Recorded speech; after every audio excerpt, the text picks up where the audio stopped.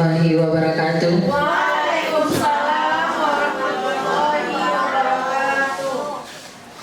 Yang kami hormati ibu-ibu semua yang sudah hadir di ruangan majelis guru ini, puji syukur alhamdulillah marilah sama-sama kita ucapkan kehadiran Allah Subhanahu wa taala karena beliau masih memberikan kesempatan dan kesehatan kepada kita bersama sehingga kita masih bisa berkumpul di ruangan majelis guru ini dalam rangka penyampaian berbagi ilmu oleh Bu Reren nantinya dengan tema aksi nyata berbagi pedoman dan penerapan budaya positif. Kemudian salawat beriring salam kita sampaikan kepada Nabi besar kita, yakni Nabi besar Muhammad Sallallahu Alaihi Wasallam. Bapak dan Ibu yang kami hormati, mungkin langsung saja kita minta kepada Ibu Reren untuk berbagi ilmunya kepada kita semua dalam rangka untuk mewujudkan sekolah kita yang lebih baik juga untuk kedepannya. Jadi Bu Reren mau mentransfer ilmunya kepada kita bersama, mungkin mau berbagi, mari kita dengarkan bersama-sama dan kepada Bu Reren disilakan.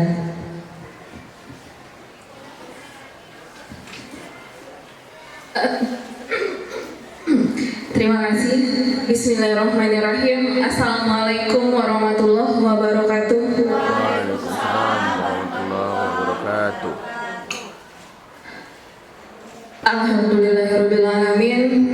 Asyhadu an la ilaha illallah wa asyhadu anna Muhammadan abduhu wa rasuluh la nabiyya ba'da amma ba'du. Rabbi shalli sadri wa yassir li amri wahlul 'uqdatam min lisani yafqahu qawli. Alhamdulillahirabbil alamin. Puji syukur kita kehadirat Allah yang telah memberi kita kesehatan, kesempatan serta kekuatan sehingga kita berkenan berkumpul di sini di ruangan majelis guru ini untuk berbagi pemahaman dan pengalaman budaya positif dalam lingkungan sekolah untuk mewujudkan sebuah lingkungan sekolah nanti yang bermuara pada keberpihakan kepada murid-murid kita. Salawat berakaikan salam buat junjungan kita Nabi Muhammad Sallallahu Alaihi Wasallam dengan rangkaian kata Allahumma sholli ala Muhammad wa ala ali Muhammad. Izin saya Bapak Ibu yang berbahagia, saya di sini tidak bermaksud untuk menggurui, tidak bermaksud untuk apa lagi itu istilahnya gitu ya. Tapi saya berdiri di sini sebagai bentuk tugas dan tanggung jawab saya atas apa yang sudah saya terima.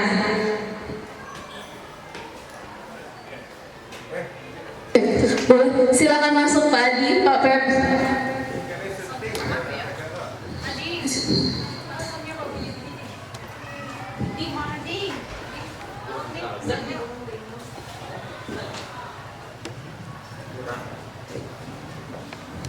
Nah, jadi pada kesempatan ini yang ingin saya sampaikan adalah tentang ilmu yang sudah saya terima, yang diberikan oleh pemerintah, yang diberikan oleh Kementerian Kebudayaan, Kementerian Pendidikan dan Kebudayaan, Riset dan Teknologi, yang include dalam kuliah pendidikan guru penggerak.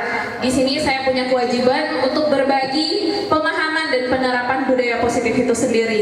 Nah, dalam kesempatan ini nanti akan kita adakan sesi diskusi tentang bagaimana kita bisa mewujudkan budaya positif itu di lingkungan sekolah.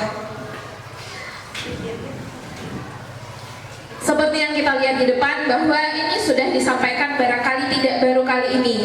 Ketika kita lokakarya, ketika disampaikan oleh Bapak Eki pada saat itu juga dengan hal yang sama. Poin pertama adalah perubahan paradigma belajar. Maksud pendidikan itu adalah menuntut segala kekuatan kodrat yang ada pada anak-anak agar mereka dapat mencapai keselamatan dan kebahagiaan yang setinggi-tingginya, baik sebagai manusia maupun sebagai anggota masyarakat. Dalam kesempatan ini merupakan teori lama yang disampaikan oleh pahlawan pendidikan kita, yaitu Ki Hajar Dewantara, di mana ini sudah ada dulu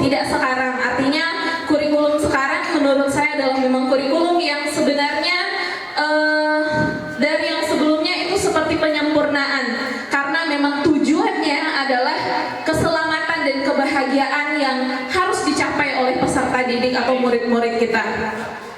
Ada kata menuntun kekuatan kodrat. Peserta didik kita itu datang ke sini dengan membawa kodratnya masing-masing.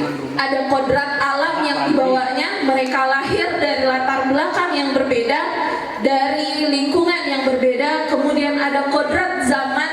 Mereka hadir di sini tidak seperti zaman kita, tidak seperti zaman Bapak Ibu, tidak seperti apa yang sudah berlalu. Artinya itulah kodratnya. Kemudian bagaimana kita mampu menuntunnya menjadi sebagai anggota masyarakat sehingga nanti mampu memberikan kontribusi dalam lingkungan dan sebagai manusia itu sendiri, artinya hubungannya dengan Tuhan. Itulah tujuan pendidikan yang sebenarnya. Selanjutnya, sehingga ketika mereka sudah mencapai itu, maka mereka akan mampu menjadi manusia yang selamat dan bahagia. Kenapa selamat dan bahagia? Karena tujuannya adalah tidak seluruh peserta didik kita akan menjadi ASN, abdi negara, angkatan, TNI, Polri, bidan pegawai pelayanan kesehatan, tapi barangkali mereka nanti akan ada berada di posisi-posisi lainnya, seperti apakah itu supir, apakah itu pengurus masjid, apakah itu hanya ibu rumah tangga saja, namun tujuannya adalah tetap keselamatan dan kebahagiaan. Ketika mereka menjadi ibu, maka mereka akan menghantarkan anaknya menjadi selamat dan bahagia juga. Ketika mereka menjadi supir, maka dia juga akan menjadi supir yang berkarakter. Seperti itulah tujuan dari pendidikan yang disampaikan oleh Ki Hajar Dewantara yang sekarang disajikan dalam kurikulum Merdeka. Lanjut. Nah, selanjutnya dari mana datangnya ini? Dari masih dalam perubahan paradigma belajar. Pendidikan itu adalah menuntun. Kemudian pendidikan itu menghamba pada murid. Menghamba dalam artian kata tidak memuja-muji murid. Menghamba tidak dalam artian kata menghamba seperti kita menghamba pada Tuhan yang Maha Esa, tapi menghamba dalam artian kita memberikan pelayanan terbaik dalam tumbuh dan berkembangnya mereka. Apalagi kita yang sudah menerima peserta didik dalam usia 15 sampai 18 tahun di sekolah menengah atas. Tentu dari kecil mereka sudah membawa tabiat-tabiat, sudah membawa identitas yang sudah ada pada pendidikan keluarga, SD, SMP, atau pendidikan sebelumnya. Nah, yang dimaksudkan pendidikan menghamba pada murid adalah pendidikan yang berpihak pada murid. Saatnya jam ke-7 dimulai. Adalah pendidikan yang berpihak pada murid dengan memberikan tuntunan sesuai dengan minat, bakat, dan kemampuan. Dalam kurikulum sekarang, di masa sekarang, hendaknya kita mampu memang seperti apa yang sudah kita latih. Kita harus mampu membaca anak tidak suka kimia, lalu tidak perlu kita paksa dia untuk betul-betul memahami kimia, karena itu hanya menjadi penyiksaan baginya. Kemudian penyiksaan itu menjadi kebencian baginya yang menjauhkan dirinya dari keberkahan dari apa yang kita sampaikan, sehingga timbullah sikap perilaku yang tidak kita inginkan. Selanjutnya, kenapa? Karena guru itu menurut Ki Hajar Dewantara memang seperti petani. Kita tidak bisa menanam jagung berharap tumbuhnya padi. Kita tidak bisa menanam padi berharap tumbuhnya buah mangga atau buah durian. Murid itu sebagai benih dan sekolah adalah lahan. Kita petaninya. Pendidik hendaknya mampu menuntun tumbuhnya benih tersebut dengan memaksimalkan setiap potensinya. Ketika kita sudah tahu gaya belajarnya, kemudian kita maksimalkan potensinya, memfasilitasi semua apa yang ada.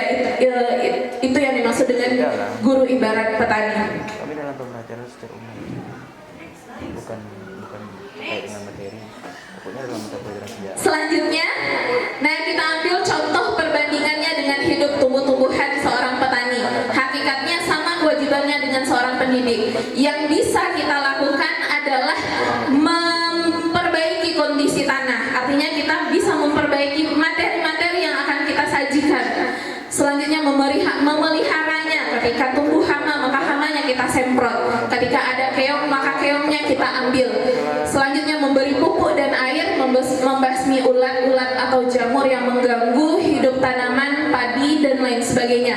Itu dalam dasar-dasar pendidikan keluarga buku Ki Hajar Dewantara. Lanjut.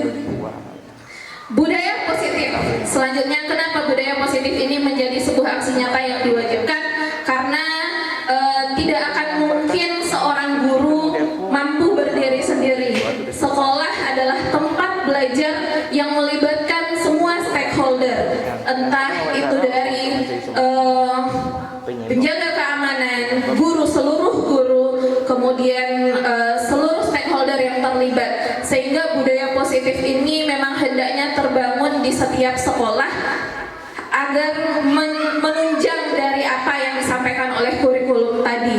Nah, kenapa? Karena dengan demikian salah satu tanggung jawab guru memang bagaimana menciptakan suatu lingkungan positif yang terdiri dari warga sekolah yang saling mendukung, saling belajar, saling bekerja sama, sehingga tercipta kebiasaan-kebiasaan baik yang nantinya kebiasaan-kebiasaan baik itu akan tumbuh sebagai karakter. Budaya positif itu nanti akan kita kenal sebagai poin-poin di dalamnya nanti ada motivasi perilaku manusia, apa itu disiplin positif, posisi kontrol, dan bagaimana membentuk keyakinan kelas. Terakhir, apa itu segitiga restitusi. Baik, selanjutnya adalah motivasi perilaku manusia. Nanti bagi Bapak Ibu yang ingin kita berdiskusi boleh langsung diangkat tangan saja agar kita bisa langsung tanya jawab. Motivasi perilaku manusia yang disampaikan oleh Diane Gosen, seorang dokter, seorang guru, seorang peneliti dalam dunia pendidikan. Diane Gosen dalam bukunya Restruction School menyatakan ada 3 motivasi perilaku manusia. Yang pertama adalah untuk menghindari ketidaknyamanan atau hukuman. Artinya kita melakukan sesuatu karena kita nggak mau dihukum atau kita tidak mau mendapatkan suatu ketidaknyamanan. Yang kedua adalah untuk mendapatkan imbalan atau penghargaan, dan yang ketiga adalah untuk menjadi orang yang mereka inginkan sesuai dengan nilai-nilai yang dipercaya. Nilai-nilai itulah yang sudah menjadi identitas. Nah, dalam budaya positif ini poin tujuannya adalah bagaimana kita sebagai guru mampu menjadi manusia yang sudah tergerak, kemudian bergerak dan mampu menggerakkan peserta didik kita agar mampu memiliki motivasi yang ketiga, sehingga mereka ke sekolah itu bukan karena takut dihukum orang tuanya, bukan karena ingin mendapatkan juara 1 lagi, tapi memang karena mereka yakin dan percaya belajar itu adalah kebutuhannya, kemudian belajar itu memang untuk dirinya sendiri. Itulah yang disebut dengan motivasi intrinsik. Sehingga nanti terciptanya sebuah identitas. Identitas itulah yang telah terbangun dari nilai-nilai. Ada identitas sukses, ada identitas gagal. Kebanyakan identitas gagal lahir dari hukuman-hukuman yang diberikan. Entah itu kita sebagai ibu atau sebagai seorang guru. Di rumah seringkali kita menghukum, tidak melakukan sebuah restitusi, tidak sebuah konsekuensi, tapi hanya sekedar menghukum. Seperti apa bentuk hukuman itu? Yang hukuman itu adalah sesuatu yang menyakitkan. Artinya segala sesuatu yang menyakitkan harus terjadi. Anak terlambat, kemudian kita suruh mereka keluar. Anak terlambat, kemudian kita suruh mereka duduk di lantai misalnya. Itu merupakan bagian dari hukuman. Nah, sementara identitas sukses itu dibangun oleh adanya konsekuensi dan restitusi. Konsekuensi artinya sudah terbentuk kesepakatan antara kedua belah pihak. Ketika sesuatu itu terjadi di luar aturannya, maka apa konsekuensinya? Ketika sesuatu itu disebut sebagai pelanggaran, apa konsekuensi itu? Yang artinya memang sudah seperti yang sudah kita laksanakan di kelas, yang kita sebut dengan kontrak belajar. Nah, restitusi merupakan pilihan. Restitusi itu adalah langkah bagaimana kita membentuk atau menguatkan karakter. Lanjut. Restitusi adalah proses menciptakan kondisi bagi murid untuk memperbaiki kesalahan mereka, sehingga mereka bisa kembali kepada kelompok mereka dengan karakter yang lebih kuat. Restitusi akan membantu murid menjadi lebih memiliki tujuan, disiplin positif, memuliakan dirinya sendiri setelah berbuat salah, yang penekanannya bukanlah pada bagaimana mereka berperilaku menyenangkan orang lain atau menghindari ketidaknyamanan, namun tujuannya adalah menjadi orang yang menghargai nilai-nilai kebajikan yang mereka percayai. Mereka percaya bahwa ketika menghormati, dia akan mendapatkan penghormatan juga. Itulah yang disebut dengan nilai. Mereka tidak lagi melakukan sebuah penghormatan hanya karena ingin nilainya baik. Mereka tidak lagi mengerjakan tugas supaya Bu Selfie ingat sama muridnya. Itulah yang harus bagaimana kita upayakan kepada murid-murid kita.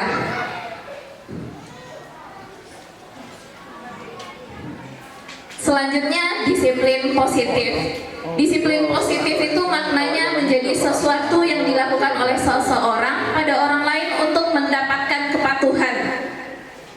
Disiplin yang dimaksud adalah disiplin diri. Nah, menurut Ki Hajar Dewantara, di mana ada kemerdekaan, di situ harus ada disiplin yang kuat. Sungguh disiplin itu bersifat self-disiplin atau disiplin terhadap diri sendiri, yaitu kita sendiri mewajibkan dengan sekeras-kerasnya, dengan peraturan yang sedemikian itu harus ada dalam suasana yang merdeka. Sebagai guru pun hendaknya demikian. Begitulah yang disampaikan dengan arti kata disiplin positif itu kitalah yang menjadi pelaku kontrolnya. Kita yang bisa menentukan dan memaksa diri kita sendiri untuk dapat disiplin sehingga mampu nanti menjawab filosofi Ki Hajar Dewantara yang 3 tersebut yang disebut dengan Ingarso Sum Tulodo di depan menjadi teladan, Ing Mangun Karso di tengah memberikan Ing Madia Mangun Karso, kemudian Tutwuri Handayani di belakang memberikan dorongan.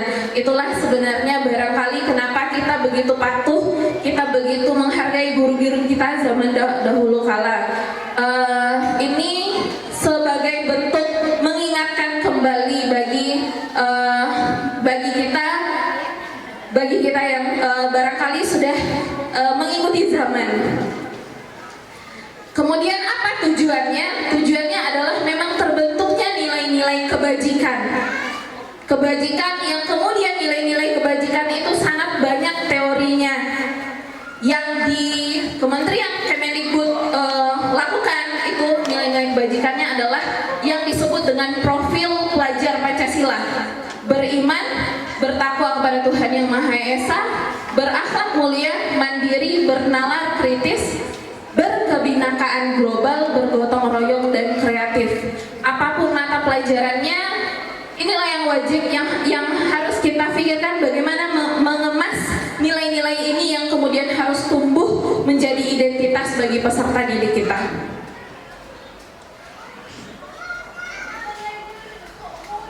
Selanjutnya, poin yang selanjutnya adalah posisi kontrol. Posisi kontrol itu ada penghukum, pembuat orang merasa bersalah, teman, pemantau, dan manajer. Yuk refleksi, sudah berada di posisi manakah kita? Sebagai seorang penghukum, kita biasa menghardik, menunjuk-nunjuk, menyakiti, menyindir. Kamu tidak melakukannya, kalau kamu tidak melakukannya, saya akan bla bla bla bla bla. Membentak sehingga nanti akan lahir karakternya memberontak, pendendam, dan menyalahkan orang lain atau mencari alasan. Ketika kita berada di penghukum, maka inilah yang terjadi, dan itu barangkali saya alami sendiri ketika saya kepada anak kandung itu marah dengan membentak, maka dia akan mencari pembenaran, bukan mengakui kesalahan. Selanjutnya, sebagai pembuat orang merasa bersalah dengan berceramah, menunjukkan kekecewaan yang mendalam.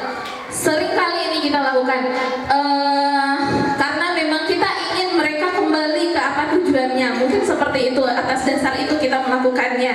Namun ternyata dengan pembuat orang merasa bersalah, anak-anak akan menyembunyikan apa yang mereka rasakan. Kemudian mereka menyangkal dan berbohong. Selanjutnya, perilaku kontrol positif sebagai teman. Sebagai teman itu kita membuat alasan-alasan untuk murid, membuatkan alasan-alasan untuk murid. Misalnya anak kita tidak belajar, kemudian kita memberikan alasan, oh ya sudah, tadi dia mungkin lelah, apa segala macam. Dengan alasan alasan-alasan begitu artinya kita memposisikan diri sebagai seorang teman bagi murid-murid kita. Contohnya lakukan ini untuk Bapak Ibu ya. Ya sudah, nanti Bapak Ibu biar Ibu saja yang bereskan, biar Ibu saja yang buatkan, sehingga nanti akan tumbuh perilaku hasilnya pada peserta didik itu adalah semacam ketergantungan. Anak murid mungkin saya juga pernah berada di posisi ini, seperti peserta yang tergabung dalam OSIS barangkali. Ya udahlah Ibu saja, akhirnya mereka manja sehingga mereka tergantung sama kita terus.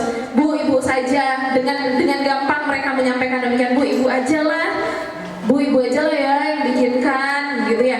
Nah, begitu yang akan terbangun ketika kita berada di posisi teman. Posisi yang keempat itu adalah posisi pemantau. Kita memantau, menghitung dan mengukur. Menghitung anak ini terlambatnya berapa jam, kemudian konsekuensi kamu apa contohnya apa peraturannya, kamu sudah tahu peraturannya apa konsekuensinya, apa sanksinya, apa yang telah kamu lakukan, apa yang terjadi sekarang. Nah, anak-anak pada saat ini dia akan menyesuaikan bila diawasi, tapi kalau tidak diawasi dia tidak akan menyesuaikan. Itu akibat dari posisi pemantau. Nah, posisi yang terakhir yang harus kita upayakan untuk mencapainya adalah posisi sebagai manajer. Dalam posisi sebagai manajer, kita mengajukan pertanyaan-pertanyaan seperti apa yang kita yakini? Kamu yakinnya apa? Belajar ini kamu yakinnya untuk siapa? Selanjutnya, apa kamu meyakini hal tersebut? Kalau kamu meyakininya, bagaimana kamu akan memperbaiki kesalahan? Dengan posisi-posisi manajer ini tentu tidak akan mudah bagi kita yang sudah terbiasa berada dalam 4 posisi sebelumnya. Tapi pelan-pelan ketika kita mencobakan, kita nanti akan menemukan karakter anak yang berbeda. Saya sebagai pengalaman, saya sudah cobakan itu kepada salah satu anak di E3. Saya sudah cobakan, kemudian dengan leluasa anak tersebut menyampaikan apa kendalanya, apa yang dirasakannya. Barangkali kita boleh berbagi, Bapak Ibu yang mengajar di kelas 10, ada salah satu anak kita di E3 itu memang tidak pernah hadir. Kemudian kemarin saat pelajaran saya hadir tepat waktu. Sebelumnya dari awal tidak pernah hadir, alfa, terlambat, alfa lagi. Kemudian ketika saya tegur, masuk terlambat, silahkan masuk, duduk. Kemudian dengan selengeknya dia duduk tanpa melihat saya. Saya biarkan saja selama belajar. Terus saya tanya, bagaimana kabarnya? Masuk hari ini, besok sekolah ya? Ya Bu. Kemarin sekolah? Enggak. Terus kenapa kok bisa hari ini sekolah? Karena kemarin wali kelas datang ke rumah saya Bu. Besok sekolah? Enggak Bu, katanya. Artinya dia datang ke sekolah memang karena wali kelasnya datang gitu kan. Sehingga itu tidak saya lanjutkan karena hanya menyulut emosi dengan gaya menjawabnya yang tidak melihat ke saya. Saya biarkan saja. Saya mengajar, selanjutnya saya lakukan, mencobakan. Saya pun belajar bagaimana caranya. Saya cobakan terhadap kasus yang nyata, yaitu kasus tersebut. Saya cobakan kepada anak tersebut dengan memberikan pertanyaan-pertanyaan dalam posisi manajer. Kemudian dengan penuh kesadaran menurut saya melihat matanya yang sebelumnya sama sekali tidak pernah melihat mata saya. Ketika saya ajak bicara juga belum melihat mata. Namun ketika semakin ditanya, semakin digali, semakin disemangati, kemudian keluarlah apa yang sebenarnya menjadi kendala dia selalu terlambat. Sehingga mudah-mudahan sedikit banyak itu menjadi manfaat baginya, entah berubah atau tidak di kedepannya. Yang jelas, yang ternyata yang dia takutkan itu, keterlambatan itu adalah karena setiap dia masuk, setiap dia dapat ceramah, sakit tali ngawak Bu, yuk masuk awak kane ya kane katai jo ndak donan ndak mengatai do. Begitu pengakuannya. Selanjutnya di rumah, ini alasannya kenapa terlambat. Padahal sebenarnya dia tidak punya tanggung jawab apa-apa di rumah. Tidak memberikan, tidak ada kewajiban mencari uang, tidak ada kewajiban apa. Tapi memang karena faktor dia terlambat bangun. Kemudian karena ketakutan itu karena dimarahi lagi. Kemudian itulah yang membuatnya menghindar dari kenyataan atau lari dari kenyataan. Nah, kemarin itu saya cobakan dan ternyata memang mengalir begitu saja. Kemudian dia ucapkan terima kasih. Dan itu menurut saya sesuatu yang berharga bagi saya karena tadi sih semua tidak dicari ada, malahan saya disindirnya. Ladang pincang yo tadi, bertanya dulu lah, gitu. Ketika saya bertanya di awal, dia menyeletuk sama temannya. Artinya kalau di luar mungkin mau lampang apa tuh. Cuma karena menarik diri saja agar tidak terjadi itu, karena memang yang terbayang adalah oh ini ada ininya, ada solusinya, cobakan gitu, berhasil atau tidak nanti. Dan ternyata mungkin dari 100% agak ke 20% itu tercapai apa yang ingin saya tuju. Lanjut. Nah, sampai di sini Bapak Ibu, boleh kita lanjutkan atau ada pertanyaan? Lanjut saja. Lanjut, selanjutnya adalah keyakinan kelas. Kenapa keyakinan kelas ini penting? Karena nanti adanya restitusi yang akan kita cobakan kepada peserta didik kita. Keyakinan kelas itu bersifat lebih abstrak daripada peraturan, tapi dia lebih rinci. Selanjutnya pernyataan keyakinan kelas itu senantiasa dalam bentuk kalimat-kalimat positif. Keyakinan kelas itu hendaknya tidak terlalu banyak sehingga mudah diingat dan dipahami oleh seluruh warga kelas. Berharap nanti tahun depan atau semester depan semua wali kelas membuat keyakinan kelas. Yang keyakinan kelas itu adalah hasil diskusi dari mereka sendiri, sedangkan kita adalah fasilitatornya untuk memfasilitasi mereka membentuk contoh keyakinan kelas. Hormat, kami meyakini bahwa sangat penting untuk menghormati semua orang dan barang milik orang lain. Apa tujuan keyakinan kelas ini? Tujuannya adalah kita ketika mereka melakukan kesalahan, kita mengembalikan mereka pada apa yang mereka yakini, sehingga mereka tidak merasa kena marah, mereka tidak merasa karena katai-katai, tapi mereka akan berupaya, kita akan merasa bahwa mereka berada di jalan yang salah, kemudian kitalah yang mengembalikannya kepada keyakinannya, bukan atas hukuman yang kita berikan. Itu yang dimaksud dengan keyakinan kelas. Selanjutnya, untuk apa sebenarnya? Untuk yang disebut dengan kebutuhan dasar manusia. Anak didik kita itu datang ke sini karena sebenarnya mereka belajar untuk mencari jati diri dalam memenuhi kebutuhan dasarnya, yaitu yang pertama untuk bertahan hidup, yang kedua kasih sayang dan rasa diterima, yang ketiga kebutuhan akan kebebasan, kebutuhan akan kesenangan, dan kebutuhan akan penguasaan. Nah, dampak dari tidak terpenuhnya kebutuhan dasar tersebutlah yang munculnya pelanggaran-pelanggaran. Ada anak yang barangkali tidak terpenuhi kasih sayang dan rasa diterimanya di rumah, kemudian di sekolah menjadi tempat bermain baginya, dan dia melakukan pelanggaran-pelanggaran sebenarnya karena apa? Karena dia ingin didekati dan disayangi. Sementara kebanyakan kita memilih untuk memarahi, kemudian itulah yang selanjutnya bertumbuh semakin besar, pelanggaran semakin dicoba-cobakan.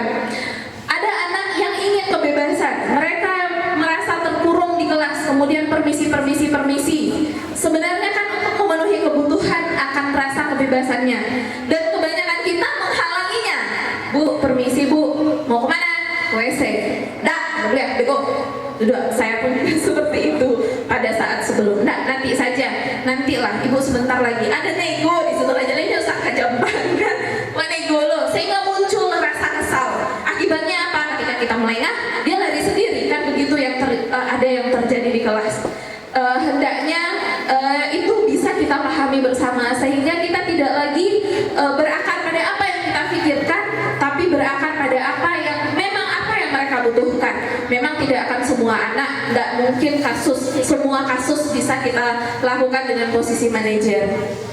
Tapi muaranya nanti meskipun kita melewati sebagai teman, melewati sebagai penghukum, melewati sebagai pemantau, puncaknya nanti tuntunan kita adalah posisi kita sebagai manajer. Terakhir adalah segitiga restitusi. Segitiga restitusi ini akan kita tonton bersama. Barangkali kalau saya menjelaskan tidak akan tepat.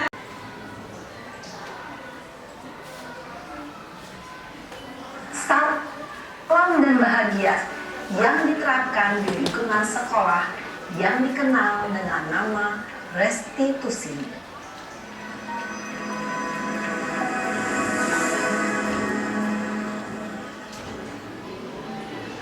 restitusi dikembangkan oleh pakar pendidikan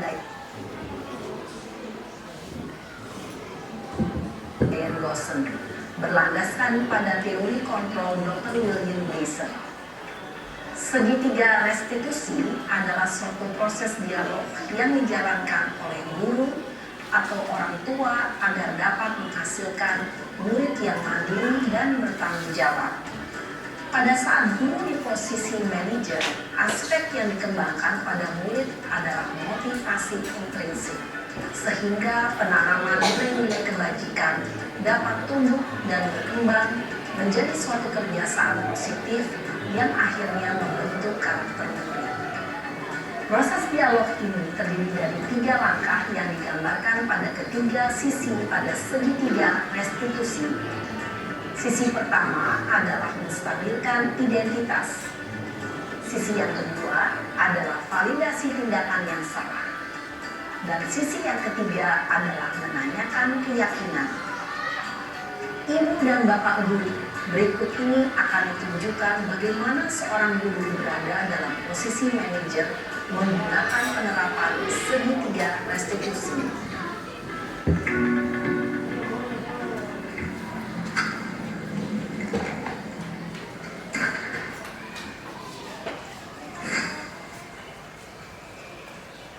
Siang Sarah. Siang Pak. Sudah lama nggak ketemu Sarah? Kenapa hari ini ada di sini? Kesel Pak, kesel banget. Masa aku dikatain tukang fitnah Pak? Ya aku marah lah. Aku balik ngatain Eka di depan kelas. Kesel banget. Oh begitu.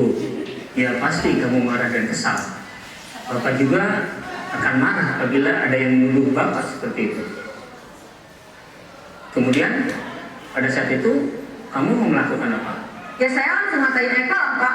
Kesel banget. Saya bentak-bentak dia depan teman-teman lain. Oh begitu. Pasti kamu melakukan seperti itu karena suatu alasan tertentu kan? Iyalah, masa saya diam saja Pak. Ya saya bela diri lah. Masa saya dituduh tukang fitnah? Ya wajar lah. Mempertahankan harga diri itu sesuatu yang penting buat kamu. Untung kamu tidak bertindak lebih gegabah lagi. Hanya membentak-bentak. Iya Pak. Untung saya masih bersabar dan hanya membentak saja. Sudah gemes padahal, saya pasti bela diri lah. Ya pasti ya. Tapi kamu memilih untuk tetap bertahan dan bersabar. Kamu memilih untuk tidak berbuat lebih parah lagi bukan? Iya. Nah, sekarang coba kita lihat lagi tindakan kamu yang bentak-bentak Eka di kelas. Tindakan kamu itu kira-kira sesuai dengan keyakinan kelas atau prinsip kamu tidak? Enggak lah Pak. Capek Pak jadi pemarah. Jadi keyakinan atau prinsip mana yang kurang sesuai dengan keinginan kamu? Ya, saya sebenarnya sangat menghargai orang lain. Mungkin saat itu saya menjadi emosi, jadi tidak menunjukkan sikap itu. Kamu meyakini tidak? Menghargai orang lain itu penting buat kamu. Yakin lah Pak. Iya, setuju. Kita harus saling menghargai.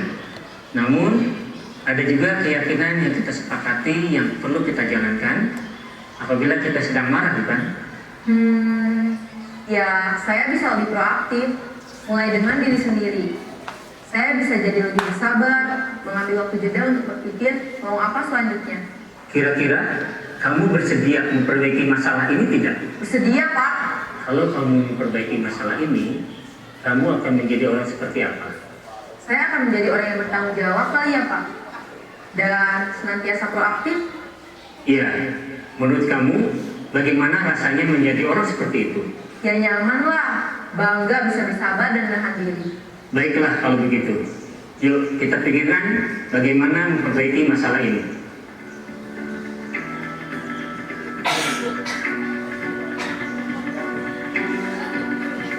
Ibu dan bapak guru hebat.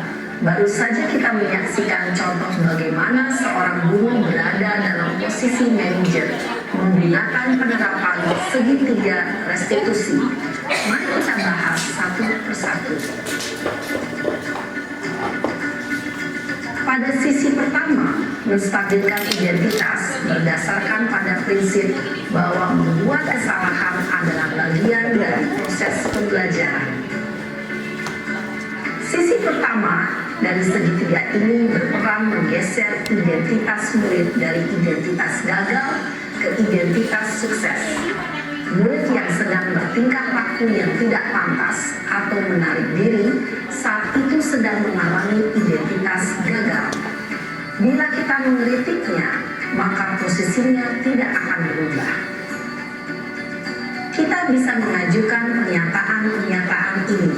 1. Membuat kesalahan sesuatu yang wajar. 2. Manusia tidak ada yang sempurna.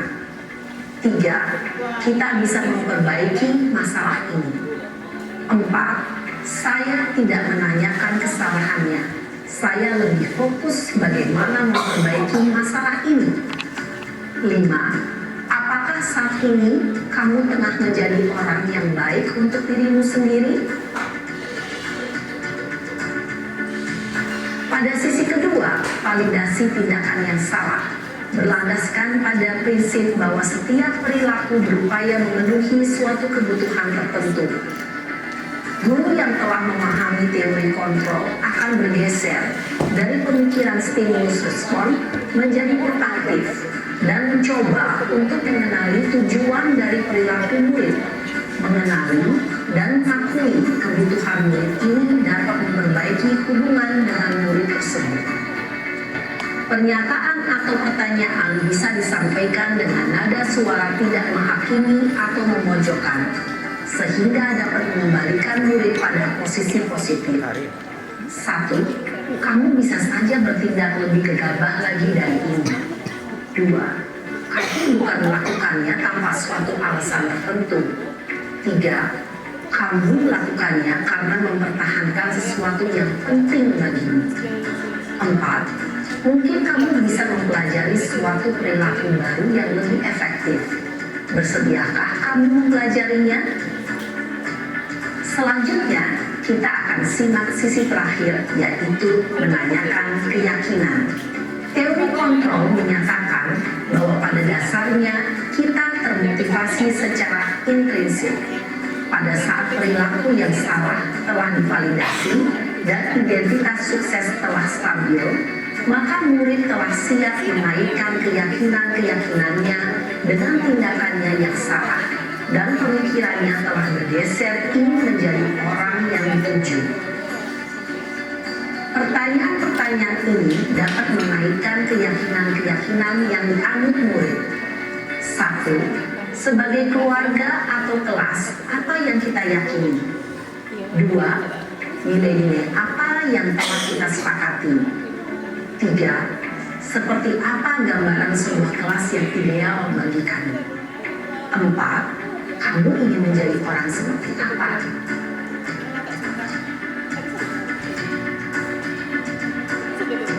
Dalam menerapkan segitiga restitusi, perlu diperhatikan beberapa hal, yaitu 1. Perilaku yang salah perlu dikaitkan dengan nilai-nilai atau keyakinan-keyakinan yang telah disepakati atau dituju.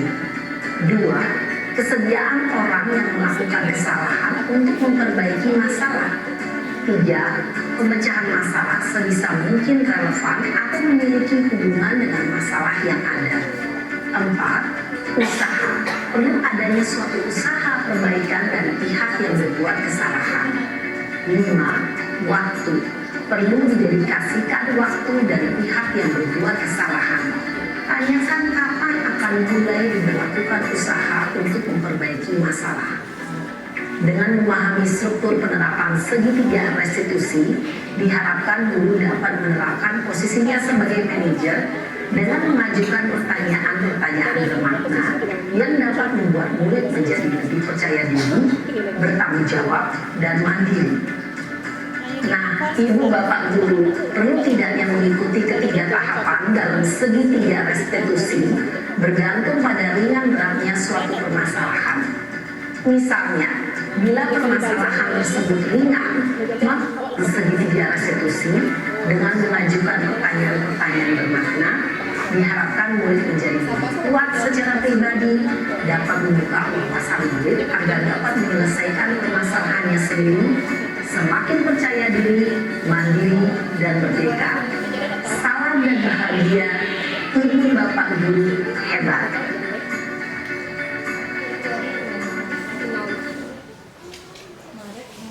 Dan terima kasih Bapak Ibu. Ingin izinkan saya membagi sebuah pengalaman. Saya baru belajar ini 1 bulan yang lalu dan ini pelan-pelan saya cobakan. Dan ternyata saya cobakannya kepada anak kelas saya sendiri dulu, kemudian ada anak OSIS, kemudian ada anak saya sendiri di rumah. Hanin itu saya ajak berdiskusi sehingga ternyata mohon maaf, ini tidak bermaksud sama sekali tidak bermaksud untuk membanggakan atau apa, hanya berbagi saja. Hanin dengan usianya 4 tahun, saya ajarkan ketika dia sudah bermain, terus Kak, ayo Kak beresin mainannya. Enggak, Kakak malas lah, itu mainan siapa? Nanti kalau yang rapi dengan pertanyaan-pertanyaan yang seperti tadi, ternyata dia mulai terbiasa. Kalau dulu suka-sukanya mau main wow-nya aja yang bereskan. Kalau sekarang kerja wow jadi lebih gampang. Habis main kumpul lagi. Habis buka baju kotor taruh ke kain kotor. Karena dia sudah yakin ini rumah siapa. Kakak yakin gak ini rumah kakak? Iya, kakak yakin rumah kakak. Rumah kakak maunya bersih apa kotor? Bersih. Kalau kotor gimana? Nanti banyak nyamuk katanya kan. Dengan pertanyaan-pertanyaan begitu ternyata pelan-pelan dia tumbuh menjadi pribadi yang bertanggung jawab dan mudah-mudahan akan konsisten, akan istiqomah gitu. Tapi satu yang saya pelajari dari situ ternyata anak itu memang bisa begitu gitu. Dan kita rasa awalnya yang kita percaya deh, Allah anak salah tuh baca lo diskusi, bilonya kebatua kan begitu ya. Sering kali kita berpikir gitu, jalan nyala malanggar, jalan nyala ndak sopan, tuh baca lo mau total, tuh apresiasi lo nya salah. Ya kamu salah, ya wajar kamu salah. Menurut saya dulu pada awalnya lajarnya salah tuh abu-abu lo kan begitu ya Bu ya. Tapi ternyata ketika kita mencobakan segitiga restitusi itu, ternyata sedikit banyaknya memang berbeda hasilnya. Ketika dengan kita hanya marah-marah, kita hanya dengan memberikan konsekuensi saja. Kalau di segitiga restitusi itu semacam ada yang terbentuk dalam cara berpikirnya, entah itu hal sederhana ataupun hal yang lebih kompleks. Terakhir kemarin saya cobakan kepada anak OSIS untuk membentuk keyakinan mereka dalam berorganisasi. Bu, kami yakin organisasi ini mampu mengembangkan diri. Ketika mereka tidak mau ikut kerjasama lah, keyakinan kamu kemarin apa? Kamu yakinnya organisasi ini buat apa? Mereka sendiri yang jawab, mereka sendiri yang memperbaiki. Itu dari yang saya cobakan. Nah, dari kesempatan berbagi ini, hendaknya Bapak Ibu berkenan memberi saya umpan balik, memberi saya kritik dan saran, memberi saya pertanyaan, agar nanti ke depannya saya dapat membagikan hal yang lebih bermanfaat lagi bagi sekolah kita, bagi kita ke depannya. Sekian, terima kasih, salam dan bahagia. Salam dan bahagia Bapak Ibu guru hebat. Wabillahi taufiq wal hidayah. Assalamualaikum warahmatullahi wabarakatuh.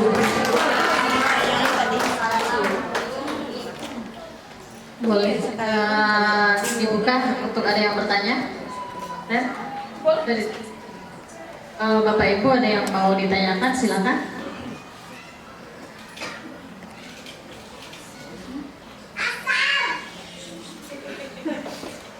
Ada yang mau bertanya? Dengan masalah pembelajaran bisa? Pembelajaran kita apa? Boleh, izin.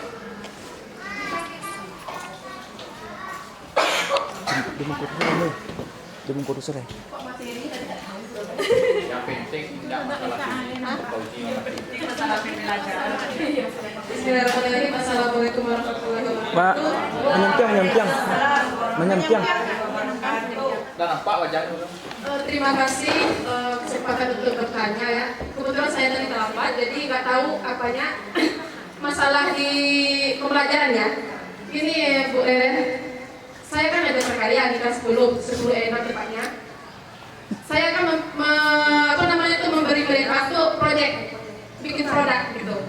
Jadi setelah saya bikin, saya suruh mereka tuh untuk melakukan di rumah, mengerjakan di rumah, mereka tuh videokan kemudian dilaporkan. Saya kasih tengok waktu 2 minggu kurang. Namun sampai saat ini hanya beberapa orang yang beberapa kelompok yang baru mengumpulkan. Jadi saya sering WA, gimana nak ininya. Sementara mereka tuh gak ada cuek aja gitu. Jadi kesannya gimana supaya mereka itu Iya juga. Terus ketika kita sudah kasih deadline, mereka tuh acuh. Gimana cara kita mengapresiasi mereka tuh salah sebenarnya gitu. Dan mereka tuh mau melakukan apa yang kita perintahkan gitu aja. Mungkin itu boleh, terima kasih. Assalamualaikum. Waalaikumsalam. Terima kasih Bu Sri. Harusnya tadi saya di sesudah salam dan terima kasih saya bisa menirukan kreativitas anak kita ya. Sekian dan terima kasih, salam dan bahagia. Kami buka sesi tanya jawab, bukan sesi curhat. Jadi jangan panjang-panjang ya, gitu ya. Ada anak kita yang bikin slide presentasinya begitu. Setelah presentasi silakan buka tanya jawab dan ditulisnya di slide terakhirnya. Sekian dan terima kasih. Assalamualaikum warahmatullahi wabarakatuh. Kami buka sesi tanya jawab, bukan sesi curhat. Jadi jangan panjang-panjang ya guys, katanya. Soalnya kan itu kreativitas ya. Terima kasih Bu Sri, dengan ilmu yang saya punya, izin saya menjawab. Karena sebenarnya segitiga restitusi ini memanglah tidak mudah. Tidak mudah bagi kita yang tidak terbiasa dengan itu. Gitu seperti kemarin awal-awalnya saya juga canggung menanyakan bagaimana saya mendekati peserta didik untuk melakukan proyek, kan juga sama proyek kimia saya buat berdiferensiasi.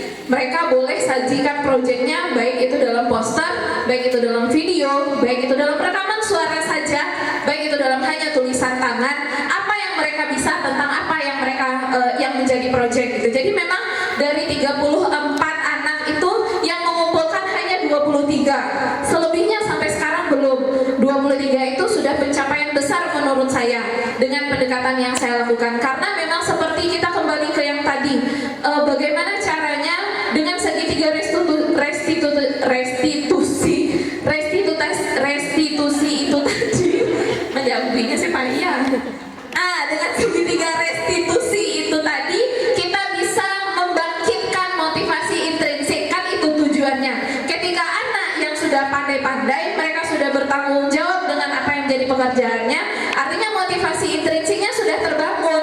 Indah nawak semangati kadikarajon yujo gitu kan. Jadi sebenarnya segitiga restitusi ini memang harus kita fokuskan kepada anak-anak yang punya daya tarik kurang terhadap kita gitu. Bagaimana caranya? Ya mulai dari menstabilkan identitas tadi. Kalau saya pribadi pengalamannya memang saya tanya sendiri-sendiri. Misalnya kalau ada yang belum ngumpul gimana stabilkan dulu identitasnya dengan cara setiap orang itu pernah melakukan kesalahan.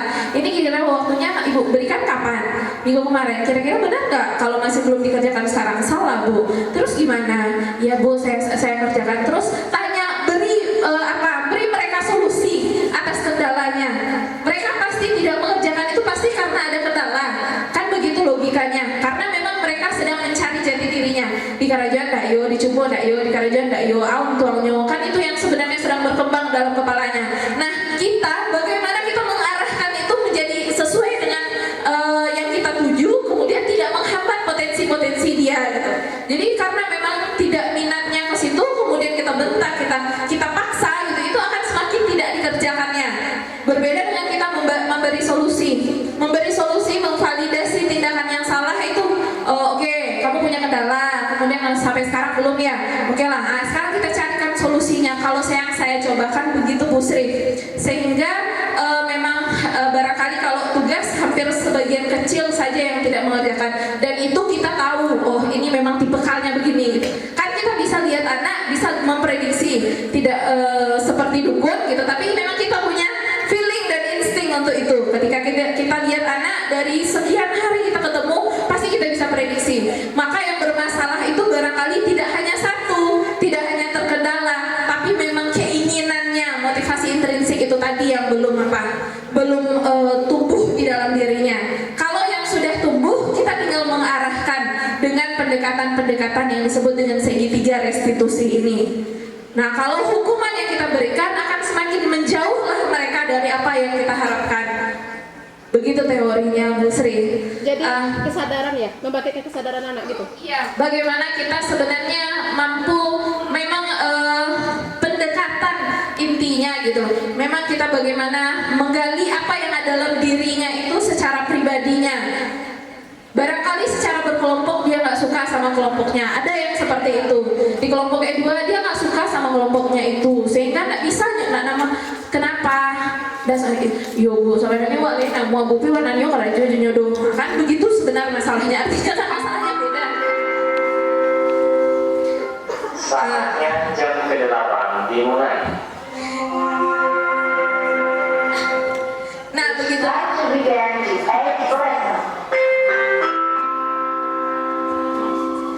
Nah begitu menurut yang sudah saya dapatkan. Karena yang tidak mau sama sekali ada Mohon maaf untuk setiap kelemahan dan kekurangan saya, setiap ketidaksempurnaan saya.